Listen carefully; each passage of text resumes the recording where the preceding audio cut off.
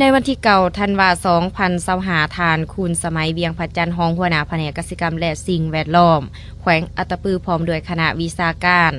ได้ลงเคลื่อนไหวติดตามสุขอยู่เวียกงานการเก็บซื้ออ้อยอยู่ที่บริษัท TTC อัตตปือในการลงเคลื่อนไหวในครั้งนี้ทางคณะได้ลงสังเกตการขั้นตอนการเฮ็ดเวียกตัวจริงและได้มีการพบปะแลกเปลี่ยนข้อมูลร่วมกับคณะต่างหน้าของบริษัท TTC อัตตปืออย่างกงไปกงมา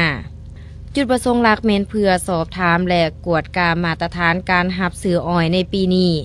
โดยเฉพาะเมนขั้นตอนการคิดไล่ราคาการวัดแทกค่าความหวาน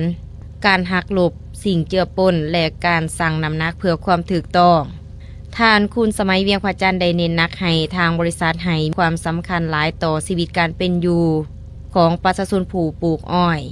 โดยเน้นหนักให้เอาใจใส่ปฏิบัติตามสัญญาและมาตรฐานที่วางไว้อย่างเข้มงวดเพื่อบ่ให้ประชาชนผู้ปลูกอ้อยเสียผลประโยชน์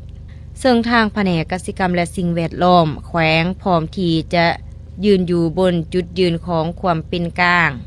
ในการประสานงานระหว่างบริษัทและชาวสวนเพื่อสร้างความเข้าใจที่ถูกต้องทางสองฝ่ายหากมีข้อของใจตองสามารถตรวจสอบได้เพื่อสร้างความเชื่อมั่นและความยุติธรรมเป้าหมายแม่นเพื่อให้ธุรกิจสามารถดำเนินไปได้และประชาชนก็มีรายรับที่สมเหตุสมผลหลีกเลี่ยงข้อขัดแย้งที่จะเกิดขึ้นผ่านการปรึกษาหารือทางบริษัท TTC อัตตปือได้รับเอาคำแนะนำและยืนยันจะให้ความร่วมมือในการปฏิบัติตามระเบียบหลักการเพื่อเฮ็ดให้การเก็บซื้ออ้อยในฤดูกาลนี้เป็นไปโดยความโปร่งใสและสร้างผลประโยชน์ร่วมกันทั้งสองฝ่าย